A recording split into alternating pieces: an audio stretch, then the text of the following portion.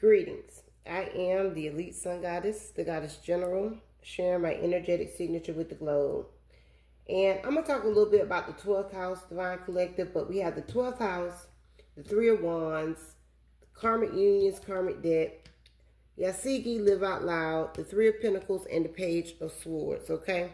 And I do have the first house sitting here because after the 12th, then it's another complete cycle or a new cycle to the first house.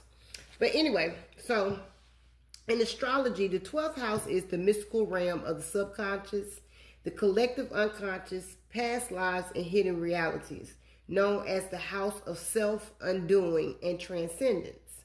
It represents the invisible veil between the ego and the divine, often requiring surrender and spiritual awakening. All right? Now, let me see, do I want to go over that? Let me touch on this. Okay, so the karmic ledger, it is considered a house of karma.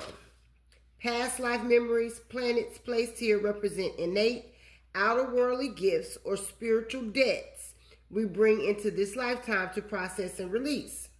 The womb and the tomb, it represents the time spent before birth, the womb, and states of being that mimic isolation, such as retreat, meditation, hospitals, or confinement.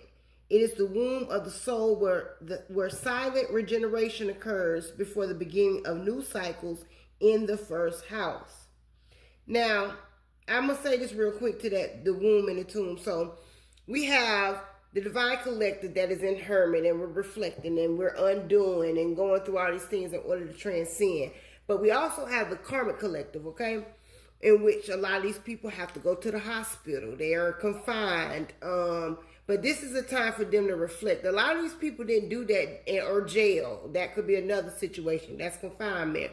They did not take the time to actually hear from source when they were being put in these situations. So a lot of these people have accumulated more karmic debt for themselves and are stuck in that karma, okay?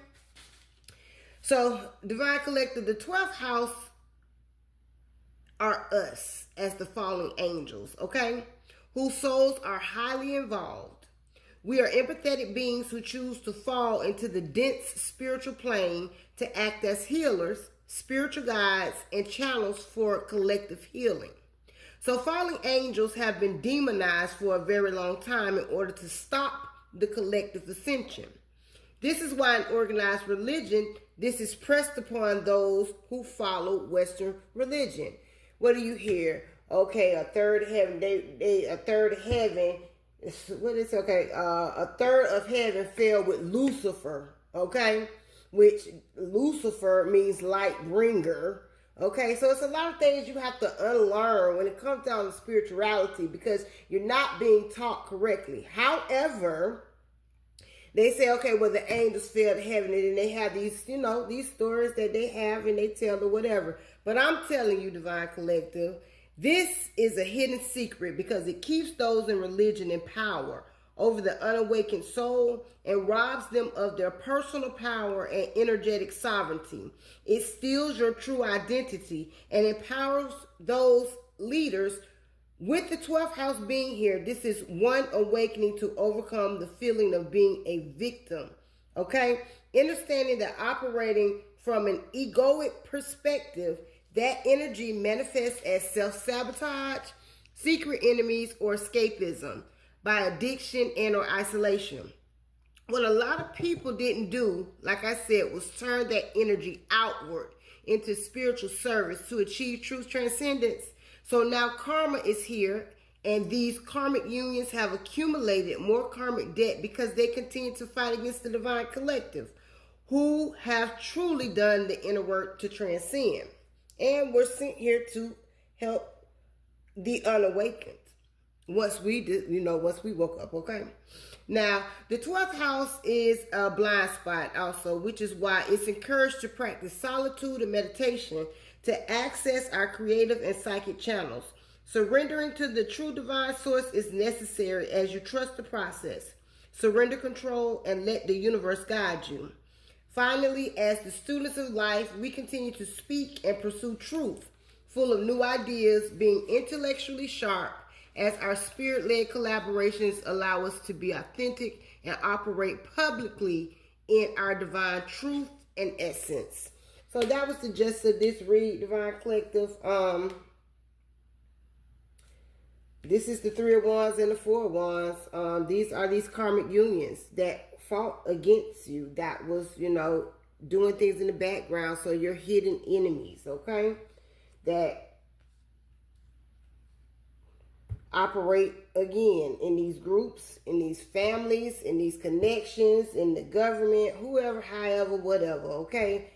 That is what has been taking place. But your collaborations, your spirit-led collaborations are here to allow you to live out loud, okay? And be the student of life. Standing in truth and purpose. Walking out your mission, awake. What is missioning?